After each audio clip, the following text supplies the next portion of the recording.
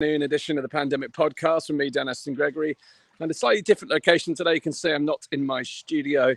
My wife Lizzie and I and our son Zach, our newborn, who's 9 weeks old tomorrow, are here in Pulborough for a weekend retreat to celebrate our 2-year wedding anniversary, having hit the 2-year mark earlier this week. Taking some time out in a beautiful retreat, wonderful location here, which was kindly offered to us by one of our audience. So thank you so much to Deborah and family for hosting us in this wonderful location this weekend. But I'm not here to talk about that. I'm here to share two tales and talk about a fork in the road. If you didn't see my last episode, I spoke of how humanity is at a crossroads. And this conversation, this brief conversation, is a continuation of this story. I find myself this week in deep pondering, pontification on the state of the world, really diving into psychology, philosophy, spirituality, politics to try and understand the state of the world that we're in, but also really to understand the human condition behind what we're witnessing. Because one of my business mentors who I spoke to this morning says, one of her catchphrases is, I've got 99 problems and every one of them is a human being. And the reality is every problem we're facing right now is as a result of the human beings. People out there assume that the problems we're facing are because of this little pathogen that's floating around. Well, it's not floating around, we know that. Although if you go to some of the local parks, it says coronavirus is here. No, it's not. It's not just hanging out in the park. That's not science. Nonetheless, before we go down that road, the problems we're facing as a result of human intervention in every single possible way, whether that's the pharmaceutical interventions, the policies, the fear-mongering, the suppression of science, all the erosion of human rights, the shutdown of education, the politicization of everything, the corruption, the cronyism, all of this is a function of human behavior. And I've been trying to really understand, what is it that within the human psyche that leads us to behave this way. And I posted something on Twitter yesterday about the Stanford prison experiment. And I've reached out to Professor Philip Zimbardo to see if he would be a guest on the show. And I've had a positive response from his team. So hopefully we can have Professor Zimbardo on the show. He facilitated the Stanford prison experiment, whereby they created a fictitious experiment where they had volunteers, and some of which became prison guards, some of which became the inmates. Now, it was all fictitious, but they were assigned the roles. And what materialized very, very quickly over this period of time, people really got into the character. But what was clear from the conditions that were created within that experiment, that the prison guards very quickly turned to aggression and authoritarianism. And they acted out of character in the sense of who they were in their psychological profiling before the experiment began, because they profiled for these things to make sure that there was no one off the kind of psychological spectrum that could cause harm. Yet in the conditions that were set, these behaviors under this tension, these aggressive, authoritarian, command and control behaviors very quickly manifested. And if you haven't looked into the Stanford prison experiment, you can go on YouTube. There's all kinds of documentaries and short features about it. There's even a film. The film is fantastic. I watched it about 5 years ago in Thailand. Was sat in this ridiculously amazing juice bar of all places, just watching this film. Anyway, digress. But what's interesting about Stanford prison experiment as well, the Professor Zimbardo himself, he played the chief warden, the superintendent. And he was also conducting the experiment. But what happened as the superintendent in the experiment, he also took on the character of this role and became too deeply embedded into this experiment, became part of the problem in himself. And it wasn't until one of his colleagues at an outside party came and saw what was happening that this experiment was shut down once it realized it's gone awry. And I asked the question on Twitter, who is going to shut down this experiment? Because it has quite clearly gone awry. And we've also seen these behaviors, these authoritarian style and aggressive command and control behaviors. My curiosity leads me to ponder, once this is quote unquote over, will those leaders, and there are certain world leaders that instantly come to mind, leaders of Australia, New Zealand, Canada, and their behaviors are in many ways out of character with who they were perceived to be prior to this situation under this quote unquote experiment that we're going through, and they're behaving in these aggressive authoritarian ways. And I do wonder whether they, like the characters within the Stanford prison experiment, once this is over, where they'll look back and be shocked at their own behavior, because that's what happened within this short experiment. Time will tell. But in the meantime, the question, who will shut down the experiment? Well, it's really, that's an important question, because my perception of the situation we find ourselves in is very simple. And it's this, that aside from a very small minority of fear-based, pro-mandate, I'm trying to find a gentler word than zealots, fundamentalists, extremists, I believe that the vast majority of people simply want to move on and crack on with their lives. And they don't want any discriminatory policies like vaccine passports. They don't want to be forced to take vaccines. They don't want their friends, family, and colleagues to be forced to take medical interventions against their will. And I don't think anyone wants to go through any more lockdowns or any more mandates or social distancing rules or excess hygiene practices. And by that, I mean, the erosion of your skin through excess sanitization, despite the fact the science shows that viruses of this nature rarely live on surfaces. Yet we haven't told people that. We haven't gone back to that, and we haven't gone back to the people to say, the virus rarely transmits in outdoor environments. We still allow people to cross each other in the street, cross the road to avoid each other because they're still afraid. Anyway, again, I could easily go off on a track there, so we'll keep the story on point. But you get my point here. The majority of people, I feel, want to escape this situation and want this experiment to end. And therefore, the question, who will end the experiment? And the answer is simply you and I. Not you and I, the two of us watching this, you and I, the collective audience, and those of us who feel strongly about this situation. We need to find a way to intervene. But alongside this pontification and reflection on the Stanford prison experiment, two childhood, and this is the title of today's episode, Two Tales and a Fork in the Road. Two childhood stories or fables come to mind. Firstly, what we've witnessed in the last 22 months is this exaggerated catastrophization, the fear-mongering, the fatalistic sensationalism, the doomsday scenarios that have been presented to us through the media and governments. And now, in the midst of the climate change week this week, and by the way, I always feel like I have to caveat, I'm here in nature this afternoon. I absolutely love nature. I'm a huge advocate for taking care of the earth that we live upon. I'm a big believer in ecology, that humankind's relationship to nature and preserving that link and making sure everything is nourished in the same way that I nourish my body for health. I want to nourish the planet for health. So I just have to caveat that before I say anything negative about something towards the climate, because it feels like you get attacked ad hominem if you say anything that contradicts the flow, which case in point is my point, because what we're witnessing within this climate change week is the exact same behaviors, the same manifestations of this kind of apocalypse now, catastrophizing, sensationalism, fatalistic end of days.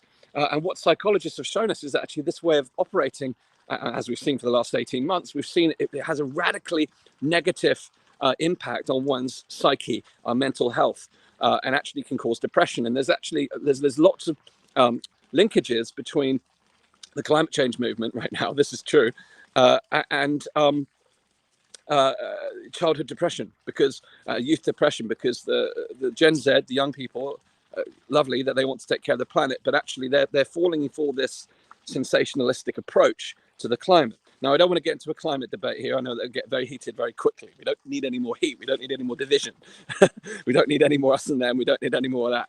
We need some unity. We need some love. We need some compassion for ourselves and the world around us. But my point is this: when we start to fatalistically create this apocalyptic sense and response to situations that we're facing, it keeps us in perpetual fear.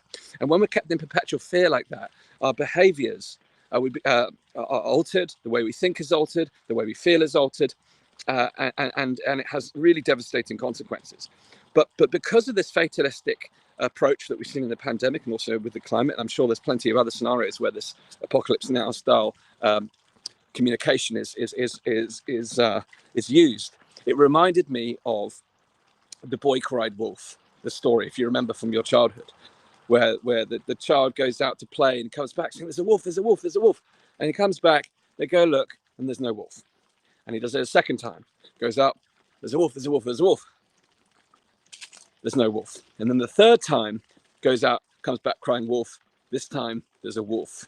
And this, for me, is the biggest concern about what we're witnessing right now, is we've seen this emergency-style situation within the pandemic, which has caused an enormous erosion in trust in our central institutions. I did 3 polls on Twitter this week. If you haven't checked them out, go check them out. 10,000 people participated in the first one. 10,000 people. 10,000 people said, voted on the simple question, do you trust the British government? 97% of them said no. And I may have a bit of an echo chamber of audience that I've gathered, that people that follow this show are very critical of the government. Fair enough, fair critique. But it was retweeted and shared many times, and I'm sure it got outside of the bubble. But nonetheless, it showed that even if it is within an echo chamber, 10,000 people do not trust the government, or at least 97% of those 10,000 people. I asked the question, do people trust the United Nations the next day? And again, over 1,000 people participated. 97% say they do not trust the United Nations to act in the interest of the people and the planet. And lastly, I asked, do you trust the World Health Organization to take care of the health interests of humankind? 99% said no. So government, United Nations, World Health Organization, a large segment of people do not trust these institutions. Now, here's what happens when you create this fatalistic, alarmist approach to a pandemic, and you do the same in climate change. What happens when the next thing comes along and it's a genuine emergency and it's a genuine existential threat? Do you think the people will trust the incumbent powers and leaders to actually do the right thing? Will they believe what they're told? I, for one, will not. It's the boy cried wolf. We really need to create change. We cannot have this situation. It's no way to live. It's no way to lead. So the boy that cried wolf teaches us that we cannot create these false emergencies. Yeah, here is one after the other. And if you look through the Time magazine, the headlines over the years, it's time and time and again, it's no wonder we've lost trust. What if there is a time when we do need to trust? I don't think we'll be trusting the people around us right now. And the next story is this, of Pinocchio. Now, Pinocchio is an interesting one because people think of Disney, which is a dramatization, of course, or a cartoonized version of an original story. And there's two very distinct interpretations to Pinocchio. And there's lots of interpretations. There's lots of things you could talk about that. And there's some weird things about the Disney version, which is a whole different story. But the Disney version essentially teaches this idea that if we have the courage and strength to listen to our conscience and act out of truth, then good things will prevail and be rewarded. And I think that's a powerful lesson in itself, that we need to see more of this acting out of conscious goodness, out of truth and integrity, particularly in the context of what I've just shared with you. But the second, if you actually look at the original story, the author who wrote the story essentially was scorned and hated. He had this disdain for children, a real disdain. And actually the end of the story ends up with the puppet being destroyed. Brutally destroyed. And the lesson in the first book was that if you do not trust the adults, you do not obey, then you'll be punished. And isn't that intrinsically different from the meaning that we take from the Disney story? One of the meanings that you can take from the Disney story. But isn't that also resonant for the Stanford prison experiment I've just talked about right now? If you do not obey, you'll be punished. Yet what kind of world do we live in when we've got this fatalistic, alarmist world of living, where we've got this authoritarian command and control, you will obey type mentality? Is that really a world that you want to live in? Or do you want to act more from integrity, truth, courage, freedom, peace and love and compassion? And do you want to live in a world where you can trust the institutions that represent the interests of the people and the planet? Which takes me to the final point, the fork in the road.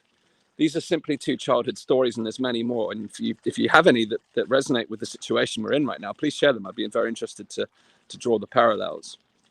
But this is where we find ourselves, at the fork in the road and the crossroads that I spoke about in my very last video, which was about the journey that humanity is on and the trajectory that we're on. Now, I had a beautiful meeting today, a wonderful, very inspiring meeting today.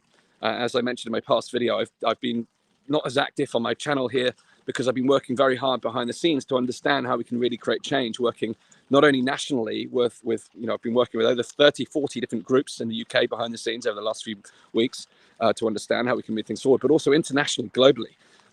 Lots of connections being made about how we start to really affect the future journey of humanity, how we approach this fork in the road, how we can really create change. But today they talked about this wonderful concept of the kind of hotel of truth, the hotel of knowledge. And what we tend to do when we try and address the subjects that we find ourselves in here dealing with is we have the penthouse suite, right? The top of the hotel, where we can see all around us, just like I can now, this beautiful view, by the way, as the sun goes down. And we can see the truth and we can see the reality of the situation. But we've gone through the different floors to reach that penthouse and maybe even onto the actual top of the building itself to see out as wide as can be. However, having got to the top of the building, we've gone through every single floor, up many flights of stairs to reach that penthouse, to understand and see that vision of truth and knowledge and wisdom. Now, what we tend to do is speak from that place to others, from the penthouse of knowledge and truth, when they have yet to even enter the lobby. Now, think about your own journey and your own experience of the last 20 months and beyond, and previously to that, and the situations that you faced and the learnings you've had. It begins with that spike of curiosity, that being drawn to that point of questioning.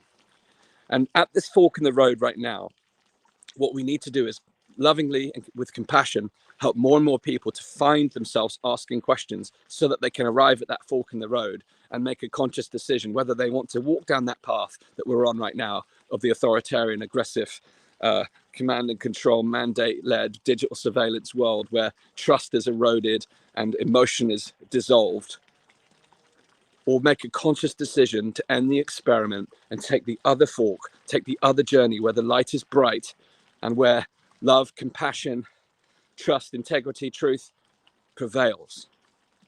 But we cannot do that just from the top of the mountain shouting what we've seen. We need to welcome people into the lobby of truth, the lobby of knowledge and wisdom, so that they too can reach the penthouse and see what you and I see.